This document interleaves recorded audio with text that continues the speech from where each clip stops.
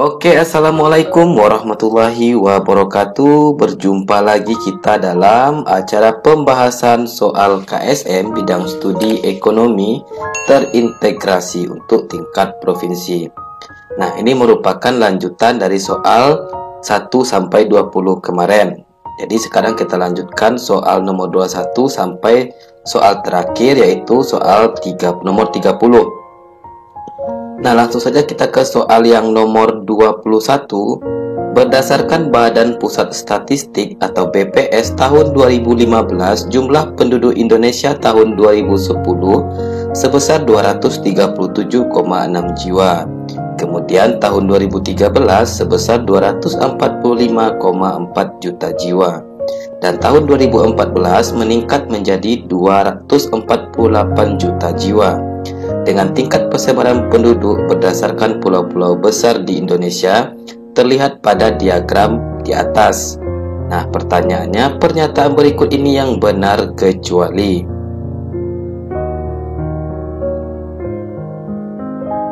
Oke, kecuali. Nah, di sini dituntut kemampuan kita dalam menyimpulkan data dari BPS ini. Kita lihat ini datanya berdasarkan grafik.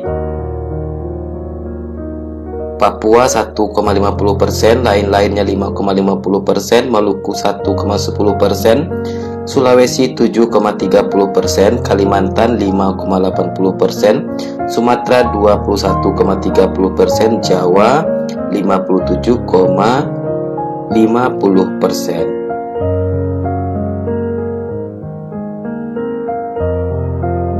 Oke, untuk yang opsi A, populasi penduduk Indonesia tahun 2010 sampai 2014 mengalami kenaikan sebesar 4,37%. Nah, berarti kita cari yang salahnya saja. Pernyataan berikut ini yang benar adalah kecuali. Berarti kita cari yang salah saja. Nah, kalau kita perhatikan yang salah, mana di sini opsi jawaban yang salah? Kita bahas yang B, proporsi populasi penduduk Indonesia mengalami kenaikan dengan persebaran populasi yang tidak merata di Pulau Sulawesi dan Pulau Kalimantan. Persebaran penduduk yang tidak merata di Pulau Sulawesi dan Pulau Kalimantan. Coba kita lihat. Nah, kalau untuk perbandingan yang tidak merata itu masih ada Maluku 1,10%, Papua 1,50%, berarti Sulawesi dan Kalimantan itu masih merata dia. Berarti yang option B itu sudah salah, berarti ini jawaban nomor 21.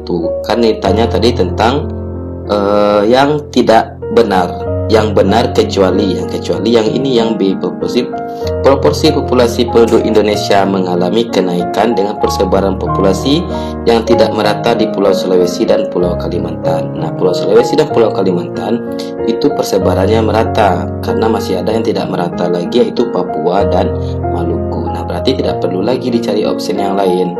Nah, selanjutnya kita ke soal yang nomor 22. Pada saat Ibrahim memiliki pendapatan sebesar 1 juta, dia memiliki konsumsi sebesar 700.000.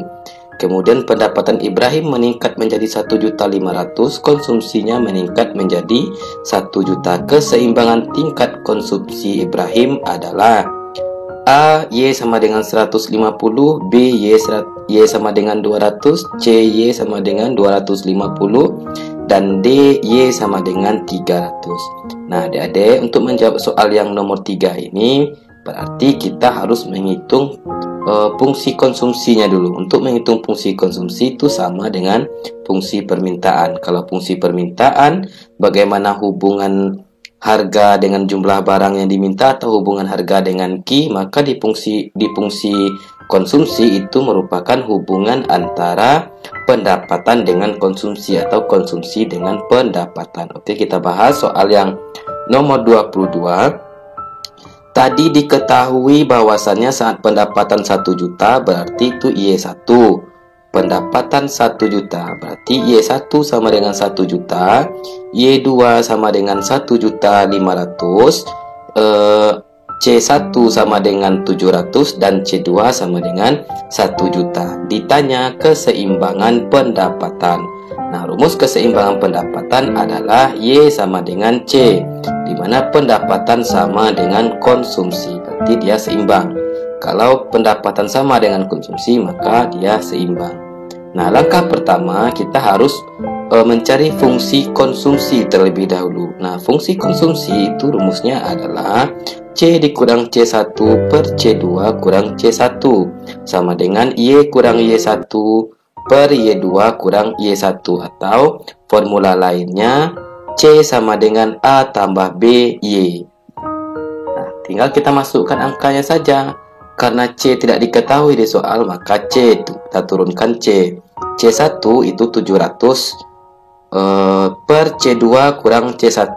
C2 kita 1 juta, C1 itu 700, maka C2 kurang C1 sama dengan 300.000. Masuk ke formula yang selanjutnya, Y kurang Y1. Y tidak diketahui.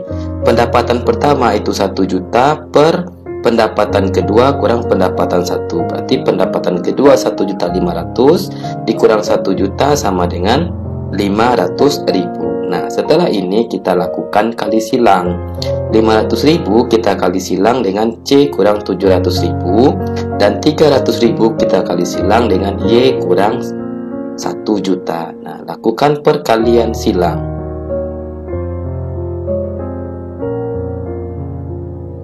Nah, 500.000 dikali C sama dengan 500.000 C. 500 dikali min 700.000 sama dengan min 350 miliar. Kita kali silangkan lagi. 300 dikali Y sama dengan 300.000 Y.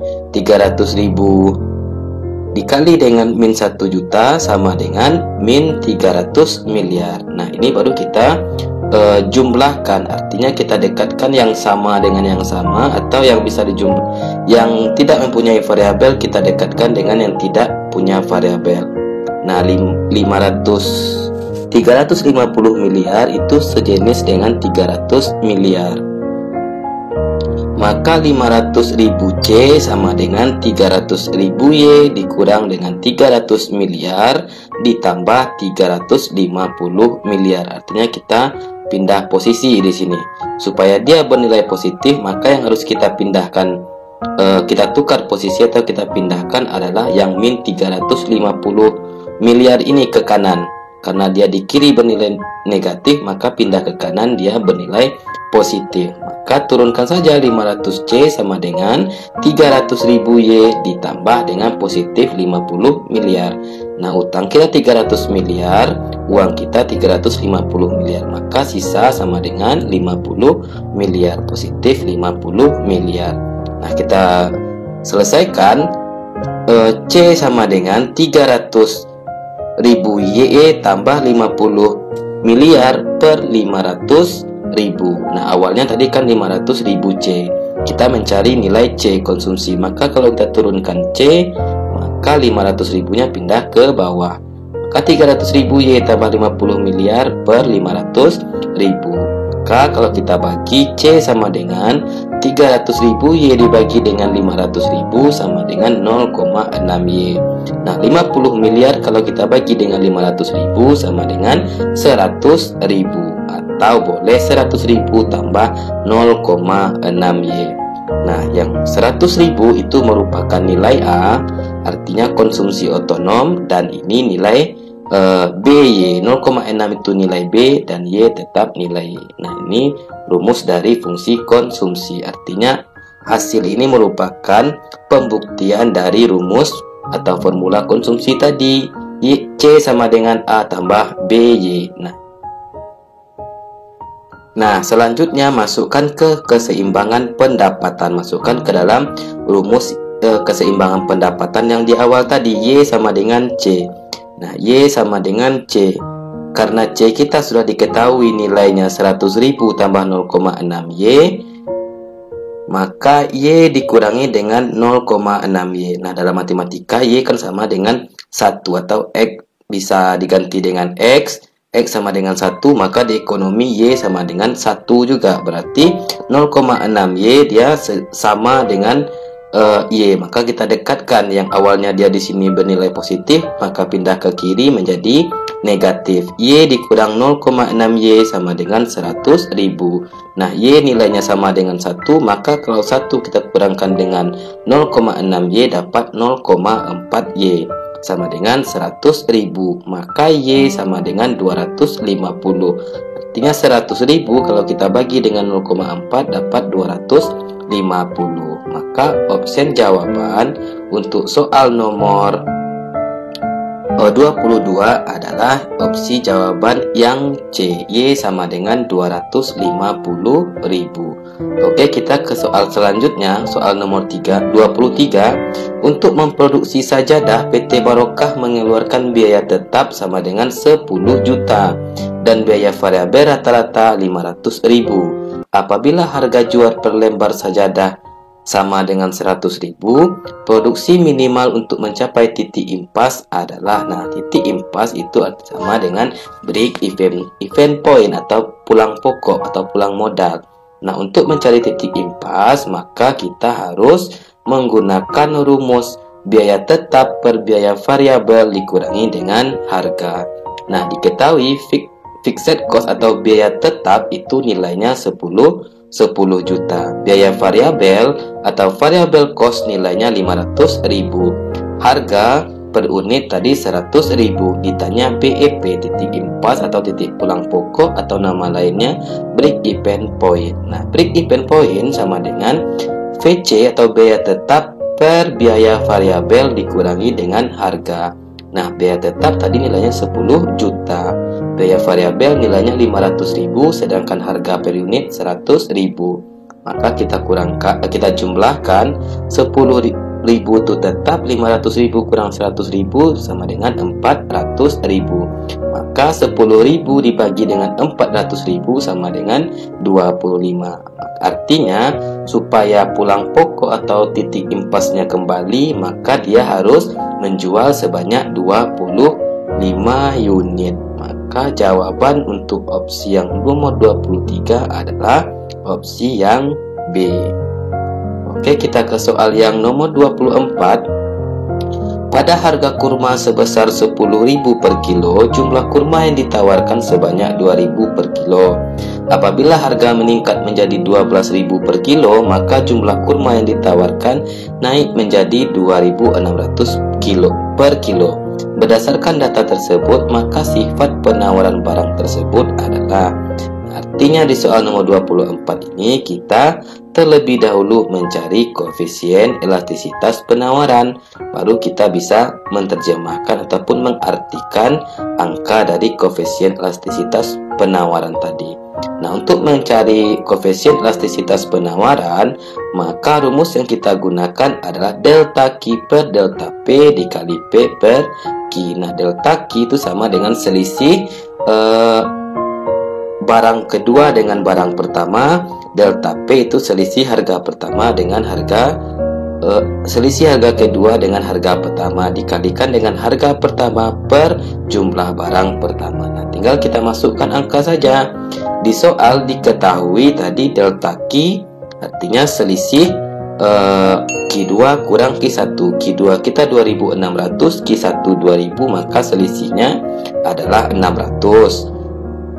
Delta P selisih harga kedua dengan harga pertama. Harga kedua 12.000, harga pertama 10.000, maka selisihnya adalah 2.000 dikalikan dengan harga pertama. Harga pertama itu 10.000 per Q pertama. Q pertama itu 2.000. Nah, baru kita bisa jumlahkan 600.000 dikali 10.000 sama dengan 6 juta. 2.000 dikali dengan 2.000 sama dengan 4.000. Nah, kalau kita sederhanakan 6.000 dengan 4.000 ini sama-sama kita bagi 2. 6.000 kalau kita bagi dengan 2.000 dapat 3. 6 juta kalau kita bagi dengan 2.000 dapat 3. 4 juta kalau kita bagi dengan 2.000 dapat 2.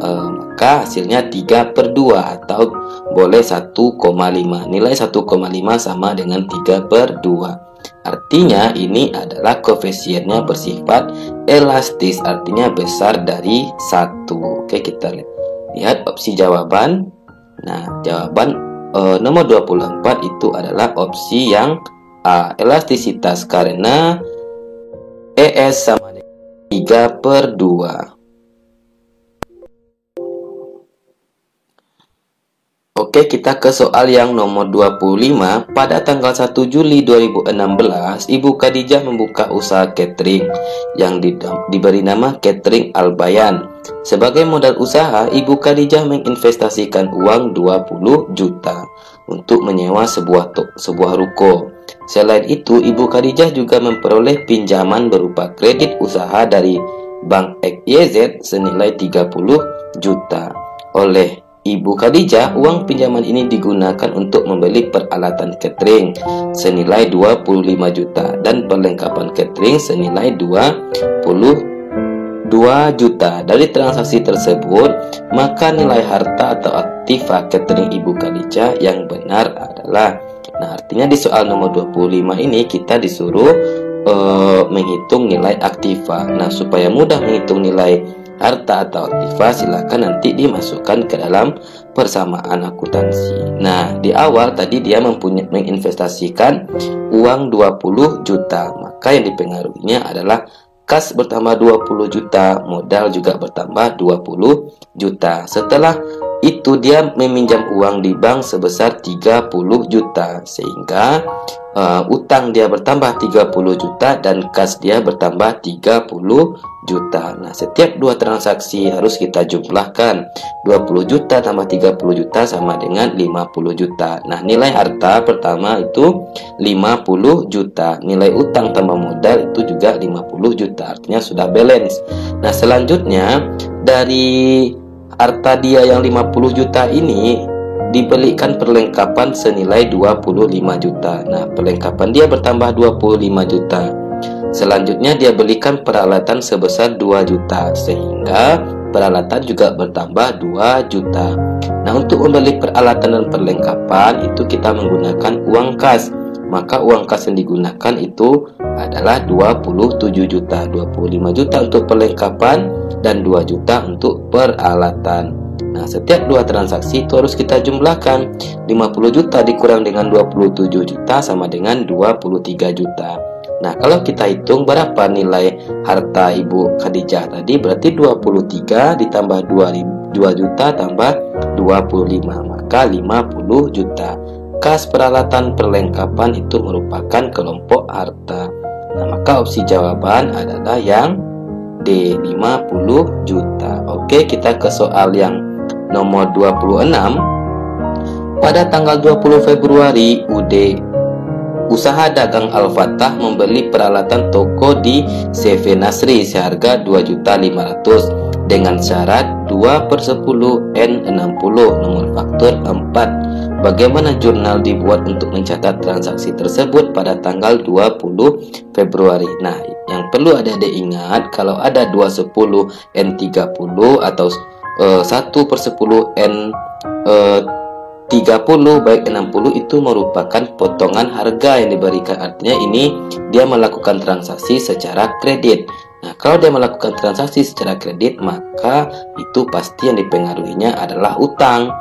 Karena di sini dia untuk membeli peralatan, maka jurnal umumnya atau pencatatannya adalah peralatan pada utang. Artinya ketika dia membeli peralatan, maka nilai peralatannya bertambah. Nilai peralatan itu merupakan kelompok harta. Kalau bertambah dia harus di debit. Utang dia juga bertambah. Utang bertambah maka posisinya di kredit, nilainya 2.500.000. Maka opsi jawaban adalah yang C. Oke, kita ke soal yang nomor 27. Increasing return to scale dalam teori produksi memberikan pengertian bahwa apabila semua input yang digunakan untuk produksi ditambah, maka output akan naik. A sebanding dengan kenaikan input, B lebih besar dari kenaikan input, C lebih kecil dari kenaikan input, dan D semakin lama kenaikannya semakin kecil. Ini merupakan konsep dari biaya produksi. Oke, kita bahas untuk soal yang nomor 27. Istilah return to scale digunakan untuk menggambarkan seberapa baik kemampuan perusahaan dalam memproduksi barang atau outputnya. Artinya seberapa baik kemampuan suatu perusahaan itu dalam menciptakan barang yang dihasilkan nanti. Nah, istilahnya ada 3. Yang pertama ada constant return to scale, terjadi ketika kenaikan output sebanding dengan input yang ditambahkan. Nah, yang kedua increasing return to scale, terjadi ketika kenaikan output lebih besar dibandingkan dengan kenaikan input. Nah, yang ketiga itu ada istilahnya decreasing return to scale, terjadi ketika kenaikan output lebih kecil jika dibandingkan dengan input yang ditambahkan. Dari ketiga posisi tersebut, increasing return to scale dianggap sebagai posisi yang paling ideal karena menunjukkan peningkatan output produksi setelah dilakukan penambahan input. Artinya ketika ditambahkan input atau ditambahkan tenaga kerja, maka output yang dihasilkan juga semakin meningkat. Nah, maka increasing return to scale itu dianggap posisi yang paling ideal. Kita kembali ke soal yang ditanyakan adalah increasing return to scale dalam teori produksi memberikan pengertian bahwa apabila semua input yang digunakan untuk produksi ditambah, maka output akan naik lebih besar dari kenaikan input. Maka opsi jawabannya adalah yang B. Ini pembahasannya.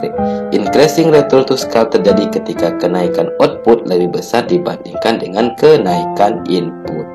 Maka opsi jawaban adalah yang B. Oke, Dedek tidak payah ya.